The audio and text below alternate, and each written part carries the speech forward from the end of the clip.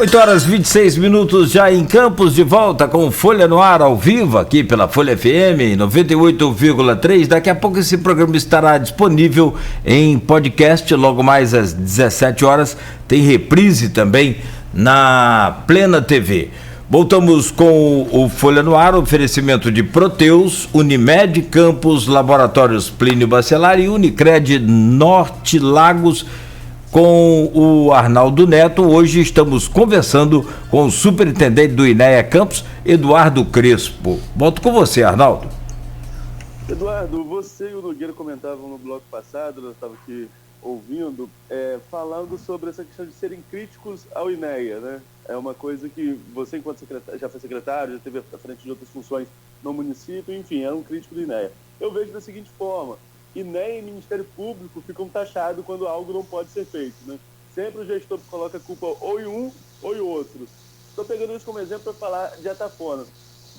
Atafona, por exemplo, você teve essa abertura da barra, como eu falei lá no primeiro bloco, e quando não fazia, quando eram pedidos do pescador e não fazia, colocava a culpa no INEA, que não tinha autorização do INEA para tal. Atafona tem um projeto que está lá no INEA desde 2015, que fala sobre a contenção do avanço do mar. E, segundo a Prefeitura, segundo a própria secretária Marcela, aqui nesse programa, o INEA não vê viabilidade desses projetos. Não teria uma garantia de que o projeto feito traria o impacto esperado, que é a de reconstrução ali da orla de Atafona. Você, enquanto superintendente local, enquanto agente público local, hoje vinculado ao INEA, como você pode tentar articular para destravar esse processo e até para esclarecer o que está acontecendo nesse processo, que é uma demanda antiga da questão da reconstrução da orla de Atafona? Você está me dando a informação de que existe uma solicitação de licença ambiental para fazer uma contenção lá no Pontal de Atafona, uma obra de engenharia, que já tem um parecer do INEA que não funciona, é isso? Segundo a secretária Marcela aqui nesse programa. Ah, tá. Não, tudo bem, eu vou levantar isso. O que tem sido mais comum para mim todo dia: Eduardo, estou sabendo que você está no INEA, estou com um processo lá que está parado, não sei quanto tempo, está para ver. E aí, eu acredito que esse pleito, com certeza, está no Rio, né? Porque nem tudo fica aqui em Câmara. Essas coisas mais complexas, concentra lá, a equipe do Rio é infinitamente maior, e aí a equipe de campo participa.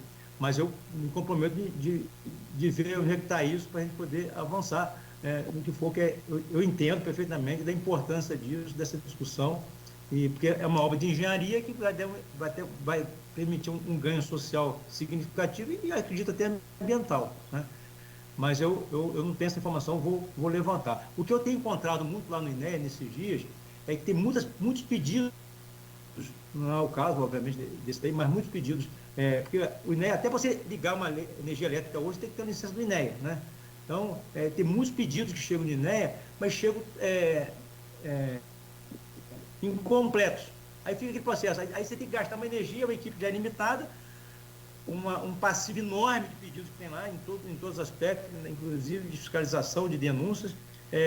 E aí você tem que gastar uma energia para poder dizer que a pessoa está faltando aquilo. Aí acaba que o técnico do INEA fica orientando o técnico da empresa ou da pessoa, como é que tem que fazer para poder corrigir. Ou seja, existe uma desinformação fora do INEA muito, muito significativa em relação ao que chega lá de pedido, porque hoje é tudo no sistema. Eu já iniciei uma conversa com o SEBRAE, a gente está construindo uma parceria, o SEBRAE vai fazer um programa de capacitação de profissionais, de empresas, que são os consultores ambientais que apresentam as demandas para o INEA, junto com as microempresas. Inclusive, o SEBRAE tem um recurso de subsidiar, inclusive, esse custo da empresa, 70% desse custo, ele pode subsidiar. Já iniciei essa conversa desde o ano passado, e já conversei no Rio de Janeiro, o presidente me autorizou, muito boa ideia, pode fazer isso lá na região de campo, que depois a gente usa lá como piloto, a gente estende. Ou seja, eu preciso tentar matar o mal na origem, quer dizer, o processo já chega errado no INEA. E às vezes por inocência mesmo, por desinformação, às vezes a pessoa precisa porque ela foi cobrada por alguma razão, uma licença, aí ela quer entregar pelo menos um protocolo que ela pediu. Aí vai lá e pede, e fica aquele acúmulo de demandas que já poderia chegar redondo. Então, acho que é uma coisa que a gente possa contribuir, essa é uma ação minha já, nesses poucos dias, que a gente quer avançar, e aí a gente tentar avançar. O INEA está passando um processo de transição, mudança de sistema, lá tinha um sistema terceirizado e agora criou um próprio sistema. Eu cheguei lá nesse momento de transição de sistema. Isso é muito bom, mas trava um pouco mais. Enfim, tem questões internas do INEA, como toda organização possui. A gente saiu recentemente de um momento que o servidor público do Estado ficou meses sem receber salário, né? Então, tem tudo uma consequência disso tudo acontecendo lá no ENF, por exemplo. Eu sou da universidade, eu sei esse reflexo, o que isso gerou. Hoje a gente vive um momento de esperança. Agora uma notícia ruim dessa aí, de que o governo federal não acatou lá a questão do fiscal. Enfim, é tudo uma incerteza, mas a questão pontual aí, lá do Pontal de Atafona, eu me comprometo, Arnaldo, de ver. Você informou aí que você tem residência lá, eu faço questão de te ligar. Já localizei, identifiquei, a situação que está é essa, assim, assado, ok? Certo. Nogueira, tem mais alguma pergunta dessa questão aí, que seja técnica, antes de virar a chave um pouquinho para a política também? Não, acho que agora vamos para a política, já são 8h32, tem, é claro, é evidente que muita expectativa aí com relação ao Eduardo Crespo, lá no órgão. Ele é técnico, já foi secretário de Agricultura, conhece esses canais. O próprio João Siqueira, que teve aqui conosco também na semana passada, conversando junto com o Aloysio Abreu Barbosa, e o João é um extremo conhecedor, não é, Eduardo? De toda essa bacia também, de todo esse sistema. Eu acho que é aquilo que a gente estava falando no intervalo. Campos precisa, não é ter uma agência aqui, um posto destacado do INEA, precisa ter uma base do INEA, por se tratar de uma importante rede de canais artificiais, além das nossas lagoas naturais. Vamos torcer para que o senhor consiga transformar isso aí numa equipe e equipamentos definitivos para Campos. Não é aquilo que a gente fala, me empresta aí um pouco, o governo do Rio mandou uma ação aqui, 2 máquinas, 3 máquinas, 10 máquinas, mas semana que vem tem que ir tudo embora. Não adianta, semana que vem os canais vão estar sujos novamente. Então, eu acredito que é por aí. Mas pode virar a chave aí, Arnaldo. Vamos para a política. Tem muita gente comentando, tem gente até afirmando aqui que o senhor Dilcimar, eu acho que já quer até votar no senhor como deputado. Mas antes, eu trago essa questão, acho que é até híbrida, né? INEA e política. Eduardo, você é um quadro técnico, você mesmo falou aí, você já atuou na UENF, mas também é um quadro político. Já foi vereador, já foi secretário municipal, já foi presidente do FUDECAM, já teve também na Flucan. Enfim, é um quadro técnico e político. E o cargo que você ocupa hoje também é um cargo técnico e, de certa forma, político. Existem 2 grupos aqui na cidade que têm ligação com o governador. Seu convite partiu de interlocutores de um desses 2 grupos, e sim de qual?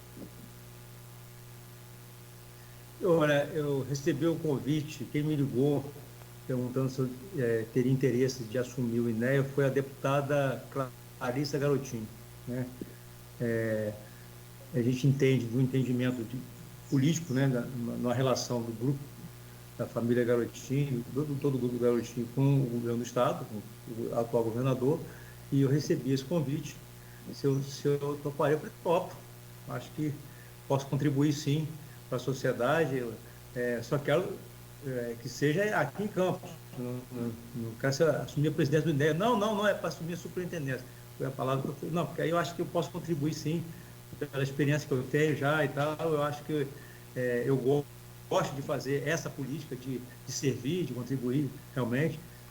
Da minha vivência na SUCAM, minha própria vivência na UENF. Eu sou da primeira turma da UENF, né? Fui colega do Almir, que escolheu ir para o corpo docente. Eu escolhi ficar no corpo técnico e de pós-graduação. Sou fundador da universidade, contribuí com a universidade. Então, a gente tem uma relação muito estreita com tudo isso, com todo esse desenvolvimento com a região. E aí o INEA, para mim, foi uma oportunidade, um desafio que mexeu comigo. Não, aquilo que ele falou, eu senti uma emoção forte, que eu acho que é algo que eu posso contribuir. Obviamente, do meu jeito, a gente também não sabe tudo, aprende, mas eu tenho esta essa gratidão com essa oportunidade, como lá atrás também, em 2008, eu era da universidade, participei do movimento estudantil e tal, eu recebi o convite da prefeita Rosinha de assumir o Fundecam. Em 2008 ela me fez o convite, foi o meu primeiro desafio, até estranhei, pô, mas assumir o Fundecam? Não, mas é uma missão, mas você vai contribuir e tal, e aí como não foi complicado, porque o Fundecam você é presidente de um conselho, então na verdade, como a gestão de um conselho, é tomar decisões em conselhos, então foi um desafio grande, uma grande oportunidade, e ele acabou se desdobrando na agricultura, enfim. Hoje já tive um mandato de vereador, encerrou o mandato passado, então a gente vai crescendo junto com a política, com a técnica e com a região. Agora, na política eleitoral, né, como você mesmo falou, você já foi vereador, então você já foi para a urna, já sabe como funciona esse jogo, e o jogo está começando a ficar mais forte porque estamos chegando já ao período eleitoral, estamos aí a menos de 9 meses da eleição. Como você tem visto a arrumação desse cenário do grupo político aqui em Campos, por exemplo, do grupo político do qual você falou, o grupo político do Garotinho, né, da família Garotinho? Vladimir fala em 2 candidatos a estadual e 2 a federal, né?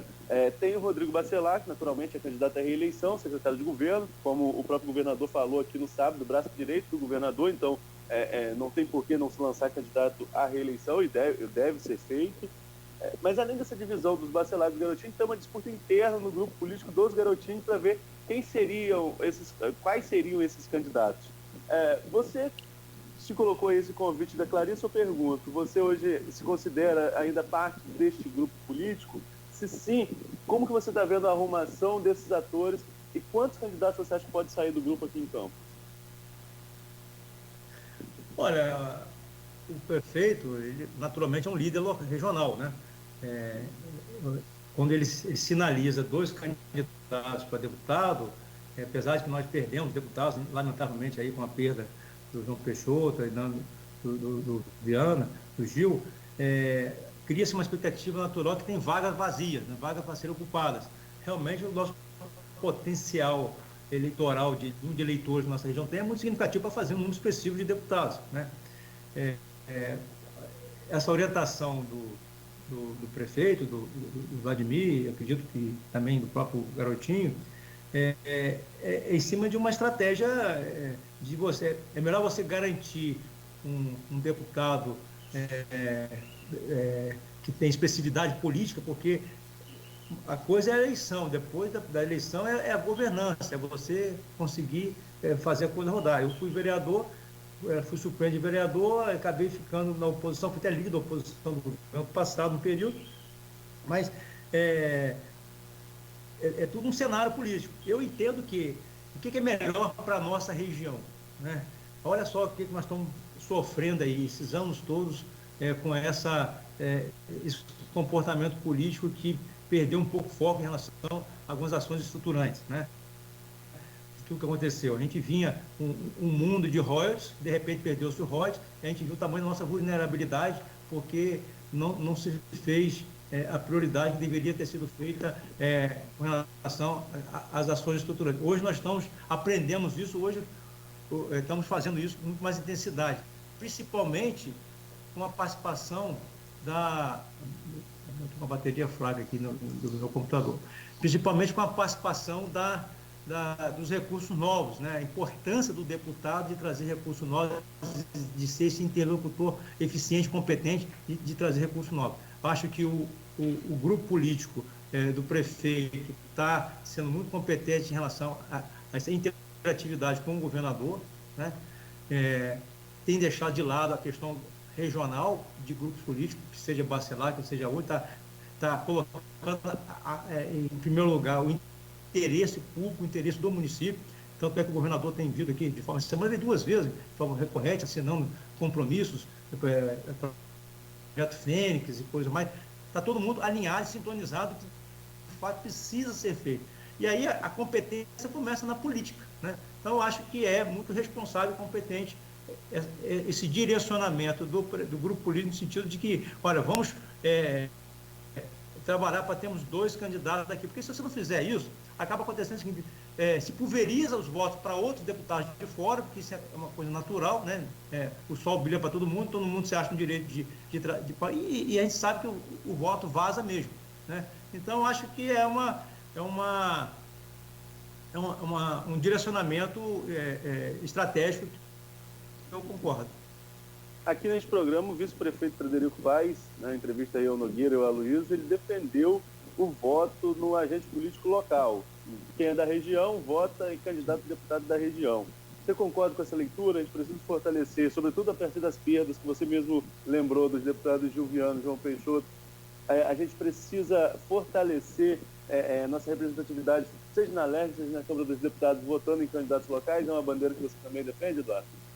Sim, defendo, porque você vê uma hora como essa, entendeu? Quem é que estaria com autonomia de estar nos representando de fato, né? Não tenha dúvida. Agora, vamos entender que sempre surge, né? E tem parceiros importantes de fora, tem votos aqui que a gente entende, respeita. Você pega um deputado, por exemplo, Cristino Álvaro, ele não é daqui, mas a pessoa contribui muito para a região, quer dizer, tem um histórico passado, então ele agrega muito valor. Então, o foco tem que ser o voto local, sustentar o local. Agora, estava pensando, se a gente tem como orientação, vamos garantir, no bom sentido, 2 deputados, o grupo político, 2 deputados locais, não significa que não está deixando espaço para que a oposição também possa ter o seu deputado, não, que é bom, né?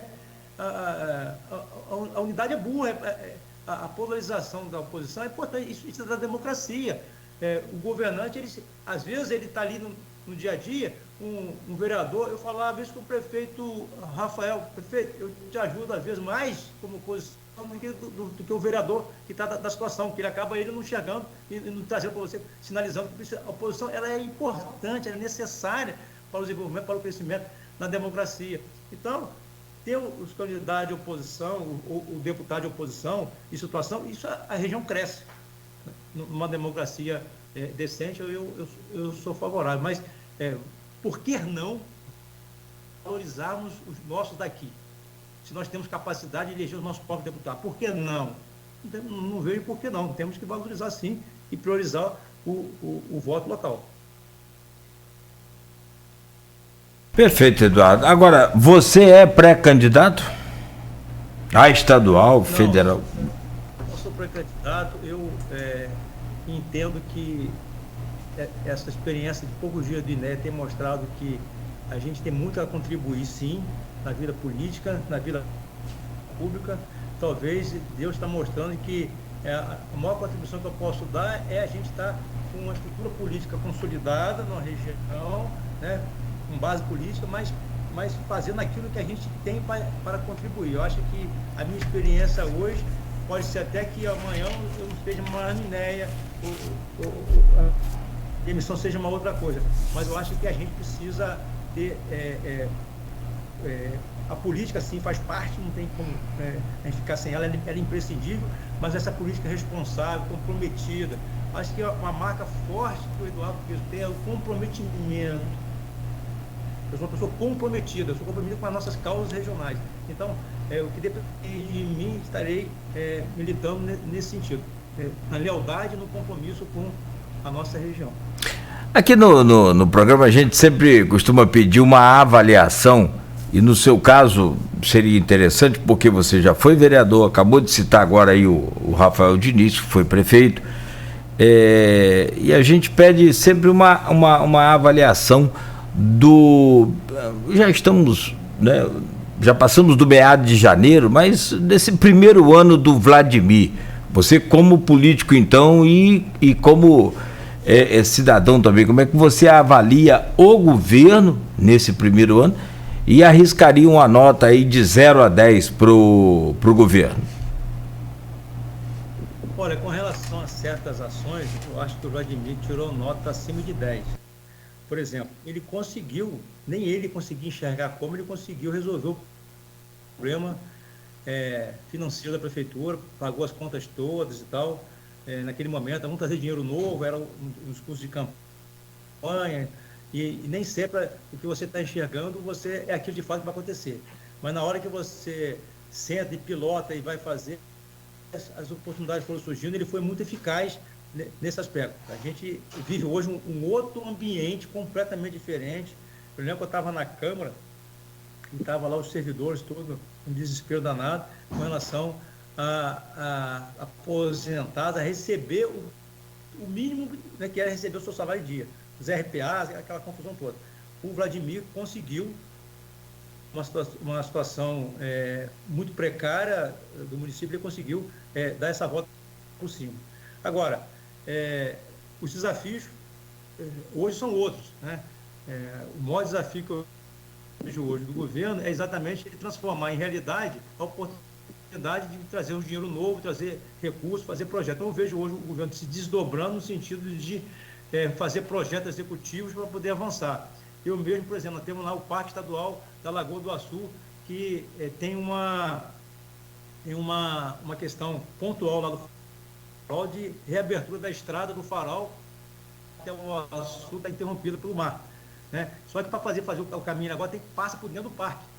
Só que para passar por dentro do parque precisa fazer o pedido de licença. Não pode ser um pedido de licença pessoal, tem que cumprir essa regra do jogo, né? E aí eu percebi que levou-se uns 6 meses numa discussão para poder isso andar, fazer acontecer. Hoje está sendo feito um projeto, inclusive, para o governo do Estado fazer uma obra da Barra do Furado até o Açu, com contenção de mar e tal, e uma obra estruturante grande, e que precisa cumprir as licenças. Então, o que eu vejo como desafio do governo Vladimir é que nós precisamos, essa parte técnica, recurso humano e técnico, precisa ser mais ágil no sentido de fazer o que precisa ser feito para poder dar agilidade. Eu acho que hoje eu não encontrei ainda com o Vladimir, encontrei por acaso do dia no SESEC, lá fui lá resolver uma questão, ele estava saindo, nós nos cumprimentamos rápido, a gente fala por WhatsApp, mas pessoal não tinha contato com ele, mas eu tenho escutado da equipe, rapaz, o prefeito ele está muito ansioso, ele cobra muito, ele faz, ao mesmo tempo que uma pessoa faz esse comentário, mas ainda bem que ele é assim, porque as coisas estão acontecendo, porque se ele não fosse assim, as pessoas se acomodam. Então, eu acho que o desafio é grande, ele foi muito feliz no staff que ele montou, né? Ele colocou muitas pessoas com vontade de fazer. Ontem mesmo tem uma entrevista aqui com o secretário de Agricultura, o Almir, uma pessoa com a vontade de fazer, de acertar enorme. Quer dizer, isso é muito a cara do Vladimir, né?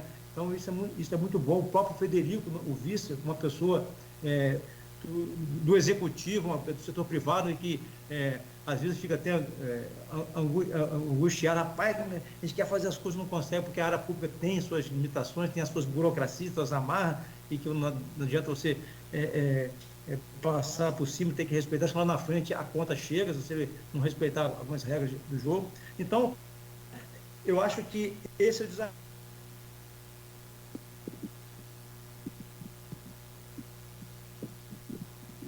Ô, Nogueira. Não, acho que caiu a bateria dele. Foi. Foi justamente o que tinha acontecido comigo. A gente pode ir seguindo aqui o assunto. Ele não chegou a dar nota. Não chegou, na hora da nota ele deu sorte que a bateria. Sorte de brincadeira. Se ele consegue voltar, Nogueira, mas aí você prefere. Não, vamos seguir direto, já são 8 horas e 50 minutos. Esse foi então o Eduardo Crespo, o superintendente do INEA, conversando conosco. Se ele conseguir voltar, sem problema, acho que não há problema algum, a gente retoma aí a conversa com ele, até porque já estava praticamente encerrada a entrevista e, né, o que era preciso falar e comentar, ele já falou desde o início do programa. Agora, tem assunto para a gente comentar aqui nesse programa, hein, Arnaldo? Eu vou começar, vou te pedir aí, rapidamente, porque aí você destaca maior o Santo Amaro. Mas vamos lá, esse regime de recuperação fiscal, dá para comentar aí rapidamente, se é que é possível, né? É uma pauta complexa. Complexo. A gente tem que ter a consciência também que não tem nada decidido ainda, é uma etapa, né? Foi um parecer técnico que foi contra a continuidade do regime de recuperação fiscal, porque quando se firma esse acordo de recuperação fiscal, tem algumas condicionantes. Falávamos disso fazendo um paralelo agora há pouco com a questão ambiental, né? Todo acordo, toda liberação tem condicionantes. E os técnicos da Fazenda no caso do Ministério da Economia, né, eles relataram que essas condicionantes que o Estado do Rio pretende assumir, elas são condicionantes que só vão ser efetuadas lá no final do acordo, lá para 2030, ou seja, tocaria o bonde como se nada estivesse acontecendo até 2029, em 2030 arrochava tudo, e isso para os técnicos não seria uma medida prudente. Isso deveria ser escalonado. Vamos fazer um paralelo com a questão da folha de pagamento aqui de Campos, que a Prefeitura foi ao Tribunal de Contas fazer um TAG, né, um termo de ajustamento de gestão. Nesse TAG, a Prefeitura queria usar o dinheiro de royalties escalonado até 2025.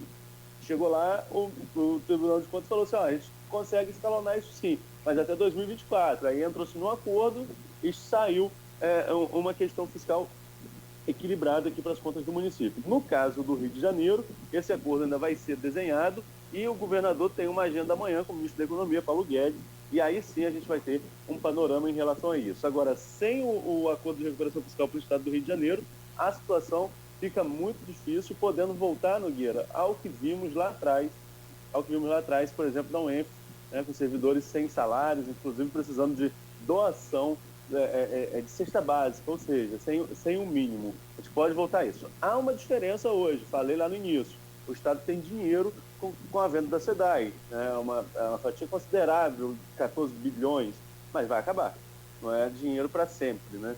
Então a gente precisa desse equilíbrio, tomara que essa agenda em Brasília ela consiga aí, trazer bons resultados para o Rio de Janeiro, para que a economia do nosso Estado, para que o nosso Estado, que já é um Estado falido, apesar dessa venda toda da SEDAI, mas é considerado um Estado falido devido às suas dívidas, enfim, precisa de dinheiro novo e a nossa torcida é para que se concretize da melhor forma possível para que não seja penalizado o cidadão fluminense. Esse é o grande risco.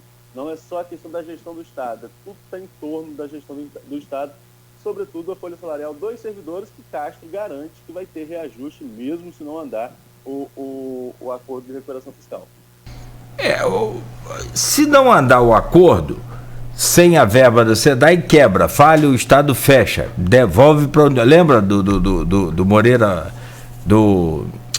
Moreira não, gente, do vice-governador que assumiu Pezão, no lugar de Pezão, era vice de Pezão, meu pai, Dornelles, obrigado. Ele falou, está declarada a falência do Estado, lembra? Agora, recentemente. Então, né, a gente sabe que você citou o melhor dos exemplos aí, um deles, outros foram sérios também, enfim. Mas o que se espera aí, o que você falou também está correto. E eu vou só acrescentar um detalhezinho. Comentário que você fez foi um parecer técnico. Ou seja, tem agora o contato político nessa questão. Vamos aguardar. Justamente, né? O presidente Bolsonaro é do partido do governador, é do mesmo estado, né? O presidente mora não tem domicílio eleitoral na cidade do Rio de Janeiro. O Flávio Bolsonaro, em entrevista comigo no Porto do Açu, o Flávio disse que estaria apoiando o Cláudio Castro. Estamos em um ano eleitoral, tudo isso entra na conta. É claro que tudo isso entra na conta. Então vamos aguardar amanhã, depois dessa agenda com o Guedes, para ver como isso vai ficar. Agora, quem esteve lá em Santo Amaro foi você, um calor gigantesco. Eduardo Crespo está até ligando aqui, ó. Acho que faltou. Ô Eduardo, deixa eu trazer aqui o. Bateria. Meu computador acabou, o carregador não tá dando contato. Então não tem problema. Claro, ficamos aqui Não, tá tranquilo. Ficamos aqui para um fechamento aí melhor numa próxima entrevista, mas sobretudo obrigado aqui pelo. Aí. Não, sem problema. Obrigado pelo seu carinho. A sua voz está ao vivo, né? Estou sem sua imagem, mas sobretudo obrigado aí.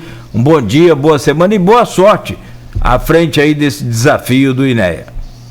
Tá, muito obrigado a vocês aí pela oportunidade. Um abraço a todos e me coloca lá à disposição a todos que precisarem do INEA. Pode entrar em contato com a gente. Tá bom, Eduardo. Obrigado aí. Bom dia para o senhor. Bom trabalho. Vai à luta.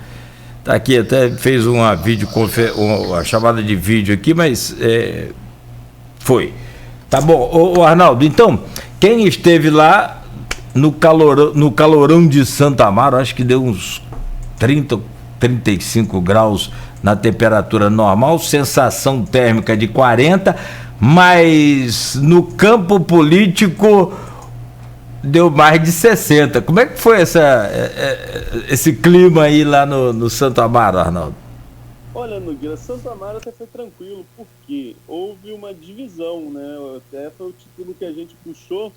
A agenda do governador meio que dividiu a romaria dos políticos da Santo Amaro, né? A gente que já acompanha há alguns anos, primeiro deixar claro que a demonstração de fé que se tem em Santo Amaro é uma coisa fora do normal, né? Eu sou católico, já estive à frente da festa Nossa Senhora da Penha Itapona, que é outra coisa fora do normal também, e talvez acho que sejam as duas manifestações que ainda resistem de forma muito grandiosa aqui no Norte Fluminense. Temos, claro, o Santíssimo Salvador aqui em Campos, que é uma festa importante, São Fidélis na cidade que leva o mesmo nome, o próprio padroeiro de São João da Barra, mas é muito diferente do que se vê em Santo Amaro e o que se vê em Atafona e com Nossa Senhora da Penha. São duas festas bem diferentes em relação ao contexto, em relação à fé que eu estou falando. Então, assim, é bom a gente separar uma coisa da outra. Mas Santo Amaro, sobretudo em ano eleitoral, é um termômetro nas questões políticas. Quem senta do lado de quem na hora da missa, na missa das 11 presidida pelo bispo. A mensagem do bispo, que normalmente também tem um cunho político-social, e o bispo falou sobre essa questão de uma eleição democrática, limpa, um projeto para o país, a defesa dessa questão da democracia, o bispo também falou sobre isso. Então tem algumas nuances, alguns pontos políticos que a gente observa. Só que neste ano, com a agenda do governador no mesmo horário da missa, essa romaria dos políticos, ela acabou sendo dividida. Você não teve aquele número extenso de políticos no mesmo tempo, de várias correntes partidárias no mesmo local. Os políticos passaram por lá durante o dia, mas não foi aquela concentração toda das 11 horas, que é o natural e que a gente tem que se desdobrar para tentar ouvir todo mundo, e às vezes acaba passando um ou outro que a gente não consegue ouvir. Tivemos lá, por exemplo, o senador Carlos Portinho, deputados estaduais, o Renan Ferreirinha, que é licenciado e atual secretário de Educação do município do Rio de Janeiro, o Valdec Carneiro estava aí também. Acho que os deputados, se não me falha a memória, que eu consegui conversar foram esses. E vereadores, enfim, vários políticos aqui da nossa região, também prefeitos de cidade vizinha, no caso de Francimara. Enfim, mobiliza-se muito a região inteira. Só que logo depois, o governador cumpriu a agenda aqui, assinou o Projeto Fênix, algo que é importantíssimo também, que o Grupo Folha faz parte da construção desse projeto, participou lá de uma cerimônia em relação a isso, lançou Segurança Presente, depois teve o RJ para Todos, um outro programa do Estado, e foi para o Farol. Aí sim, um calor também descomunal no Farol, não tinha nem um pedacinho de sombra, nem uma tenda pra gente, tá todo mundo se escondendo nos postes e nas árvores ali perto daquele posto, logo na chegada ali onde tem o campo de futebol. E lá sim, lá o clima é muito quente, não só no chão, como também no palco das autoridades, enfim, Nogueira. Era um momento tenso, você sentia a tensão dos grupos políticos. Castro tenta fazer um equilíbrio entre o grupo político dos Garotinho e dos Bacelar. É uma conta difícil de fechar para quem acompanha a política local, mas os dois grupos lá no Palanque declararam apoio incondicional ao governador Cláudio Castro em uma possível e provável tentativa de reeleição. Então, assim, Castro consegue ter os dois grupos políticos, chama um de amigo, no caso do Vladimir, um amigo querido que tem trabalhado muito por Campos, e chama o Rodrigo Bacelar do seu braço direito, com quem ele toma as principais decisões. Ou seja, dois atores políticos da cidade, antagônicos na cidade, mas com forte influência dentro do governo do Estado. Fui ouvir o governador em relação a isso, né, porque teve um deputado, não vou falar nome aqui, porque eu acho que ele também não me viu na hora e aí fica meio ruim, né? Teve um deputado que desceu do palanque e comentou com o assessor: a gente gosta dos dois, mas esse clima não dá não, parece que qualquer hora vai pegar fogo, que vai explodir isso aqui, né? Aí eu ouvi o deputado falando, eu ia até usar isso na matéria, acabei não usando, estou comentando aqui com vocês aqui no programa.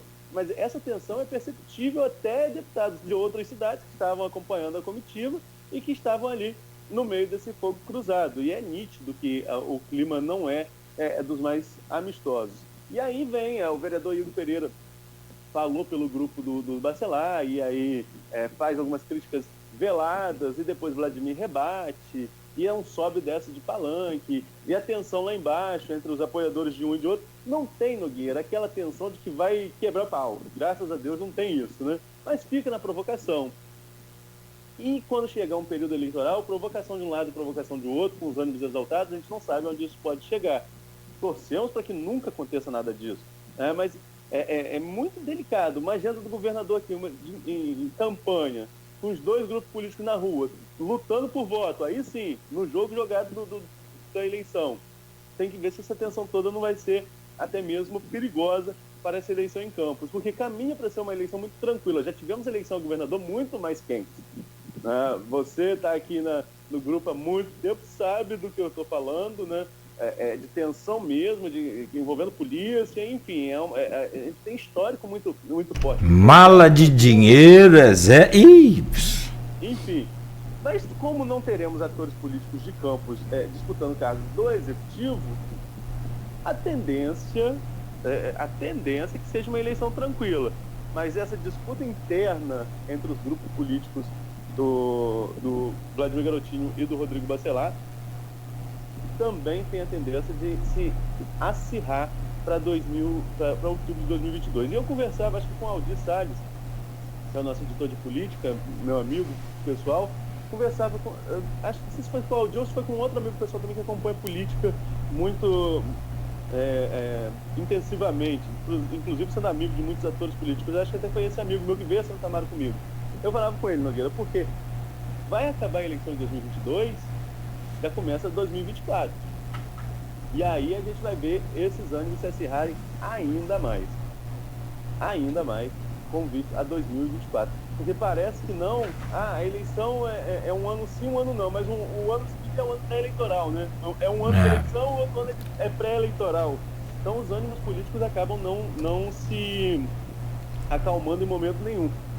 Agora, Castro falou uma coisa no seu discurso e também quando eu entrevistei, que pode ser, ele falou que briguem aqui de forma local enquanto estão brigando para trazer algo para a cidade. Que a briga não seja para impedir que um ou outro traga algum tipo de recurso, algum tipo de investimento para a cidade. Né? Já vivemos isso também. Né? Já vivemos porque o prefeito não se dá com o governador, a cidade sofre. Já vivemos isso, o deputado que não se dá com o prefeito tenta barrerar algum recurso que o Estado poderia direcionar para a cidade. Já vivemos momentos assim. Não estamos falando de algo que não aconteceu.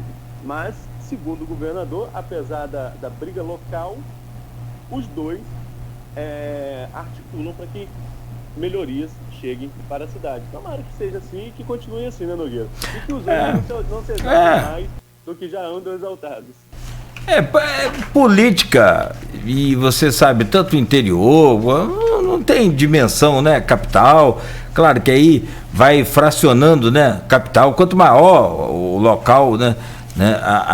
Aquela zona eleitoral, aquela coisa é mais fracionado. Mas no interior, no geral, né? Você tem aqui hoje, né, a cidade que sempre foi dividida pelo Paraíba e sempre foi dividida também pelo grupo que é pró-Garotinho e o grupo que é anti-Garotinho, não tenha dúvida, e isso vai ser por muitos anos, né? Agora, é aquela história, se a gente sempre falou aqui, eu sempre comentei, né? Se nessa briga toda aí sobrar sempre aquela coisa, eu vou fazer uma ponte aqui para ajudar essa comunidade, e o cara vai e diz, olha, eu vou fazer uma maior ainda para ajudar aquela, aí a briga seria boa, mas isso é meio que utopia, né? Segundo o governador, é o que está acontecendo, né? É o que está, segundo ele. Vamos ver se isso realmente vai refletir em melhorias para a cidade, que é o mais importante. Uma coisa é certa, todo mundo comenta sobre essa questão do Cláudio Castro, mas esbarra num comentário quase que único. Foi uma surpresa muito boa. Depois de tantas decepções, mais a decepção do Witzel, né? Aí veio o Cláudio Castro e parece ser realmente, de fato, uma surpresa boa, sim. Tivemos algumas oportunidades de estar com ele e parece, e não só parece, como, né, tem feito aí algumas ações que deixam entender as boas intenções. Essa questão da segurança mesmo em Campos, né, já melhorou da água para o vinho. Área Central, Guarulhos, já a polícia presente é outra história, né? Aliás, é para isso que a polícia foi inventada, para proteger e não para prender. Prender a última situação. Meu caro Arnaldo, fica à vontade. Com relação a essa questão do governador, eu acho que particularmente vejo com muito pouco tempo ainda para avaliar o seu grau de política, e vamos ver agora na eleição como ele vem.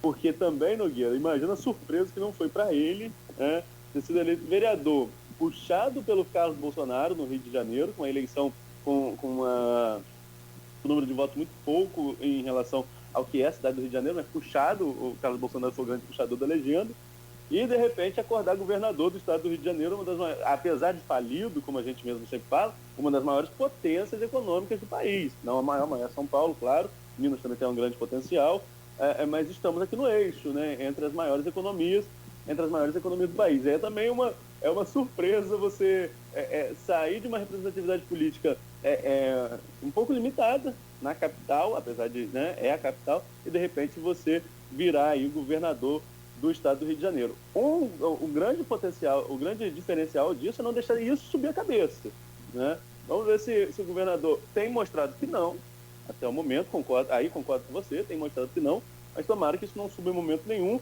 e vejamos como vai ficar o cenário eleitoral, sobretudo, Nogueira, com a possibilidade, aventado com vocês aqui pelo Azedo, na semana passada, e que o Lauro Jardim, no mesmo dia, publicou no jornal O Globo, com a possibilidade de Siciliano ser candidato a governador do estado do Rio de Janeiro. Muda tudo.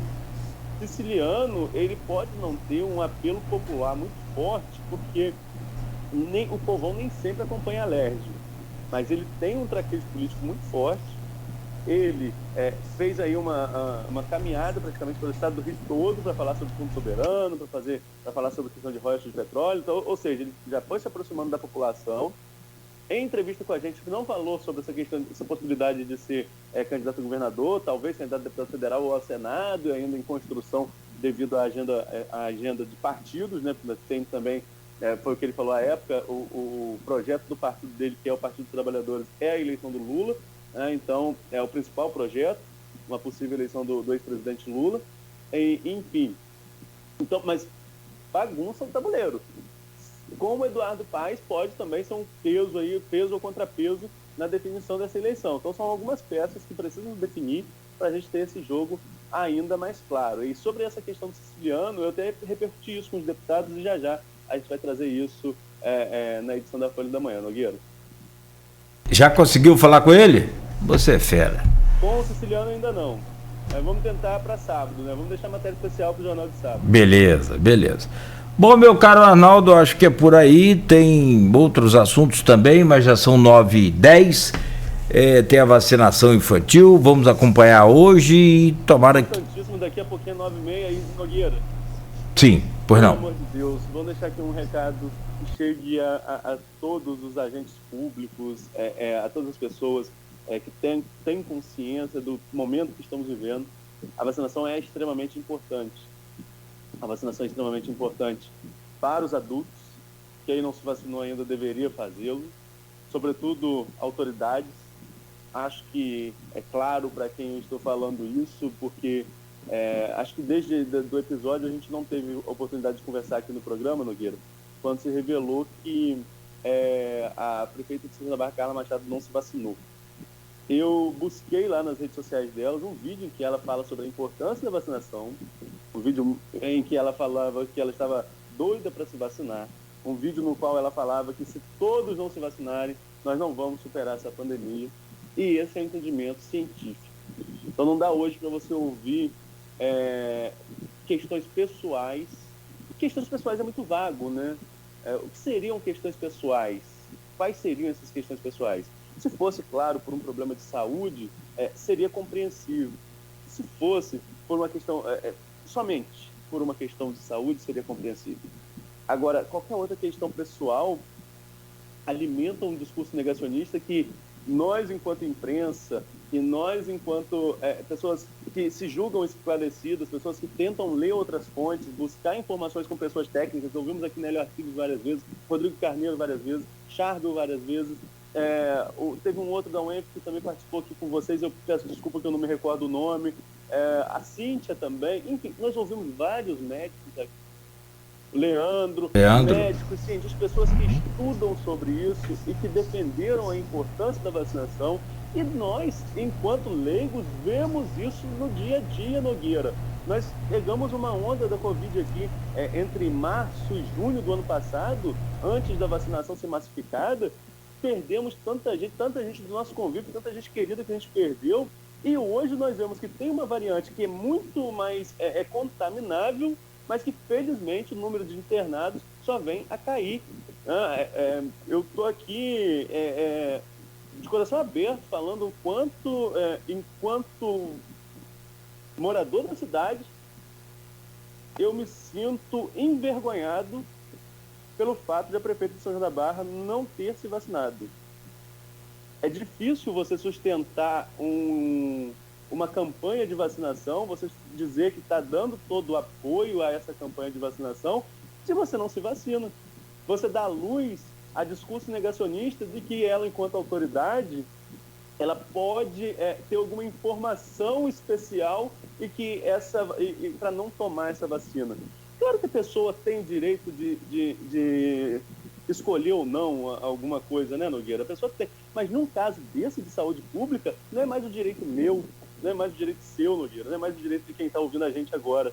É o direito coletivo. O Dr. Nélio fala muito isso e falou isso aqui várias vezes. O Dr. Nélio falava que ninguém usa máscara para se proteger, você está protegendo o outro. Quando você se vacina, você não está só se protegendo, você está protegendo o outro. E como que uma gestora pública, como que uma prefeita de uma cidade se nega a defender ou a proteger o outro não se imunizando? E estava aí, nas cheias, foi para a rua, abraçando todo mundo, acolhendo as pessoas, o que é papel de um gestor público realmente, meter o colete de defesa civil e ir, meter a bota e pisar na água, ajudar as pessoas, tirar as pessoas, papel correto, mas não estava vacinado. Talvez seja a única prefeita aqui da nossa região, talvez eu vou levantar isso, eu assumo esse compromisso aqui de levantar isso, de mostrar no norte e nordeste fluminense, talvez seja a única prefeita não vacinada.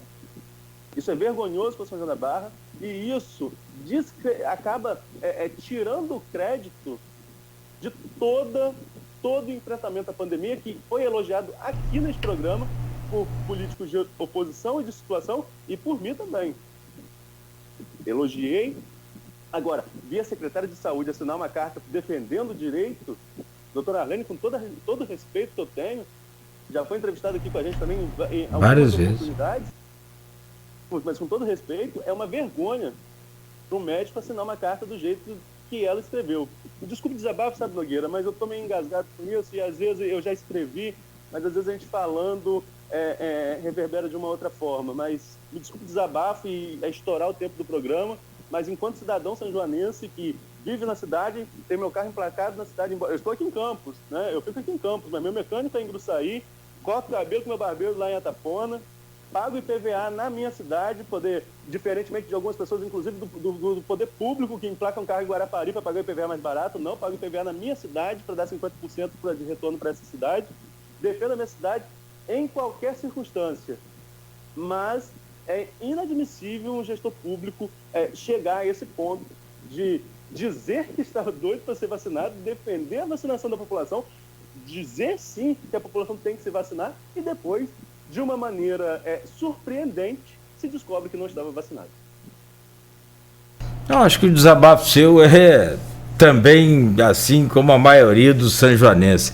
E aqui a gente, como formador de opinião e como conhecedor até um pouco da Carla Machado, por vários contatos excelentes, muito bem tratado pela Carla, me surpreendeu negativamente e aquilo que você falou, jogou praticamente fora toda o trabalho, toda aquela imagem, o trabalho não porque salvou vidas, mas toda a imagem positiva de enfrentamento à pandemia, né, e que tem que continuar em São João da Barra, isso foi desperdiçado, isso foi jogado fora, quando ela assume que não tomou a vacina.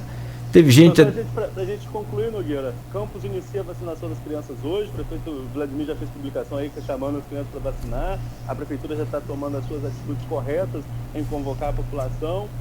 Vamos ver como vai ficar também aqui nas cidades da região e a gente torce, né, para que as crianças sejam imunizadas sim, e que com o avanço da imunização a gente possa vencer essa pandemia, que se Deus quiser, esse ano a gente consegue, se Deus quiser. A gente vai conviver com o vírus para sempre, mas a gente convive com H1N1, que felizmente é totalmente controlável. E tomara que a gente consiga controlar também aí o vírus da Covid neste ano, e a vacinação é muito importante para isso. 70% da população já está praticamente vacinada. Precisamos controlar também agora o vírus da ignorância. Arnaldo, bom dia e até amanhã às 7 da manhã no Folha no Ar, primeira edição. Obrigado por hoje, querido. Valeu, Nogueira. Mais uma vez, desculpa aí por estourar o tempo. Amanhã, por falar em medicina, né, pessoas que entendem essa questão da vacinação e que pode falar sobre isso também. Amanhã a gente vai receber aqui o doutor Arthur de Souza, que é o superintendente do Ferreira Machado e vice-presidente da Fundação Municipal de Saúde. Fechado. Combinado, 9h17.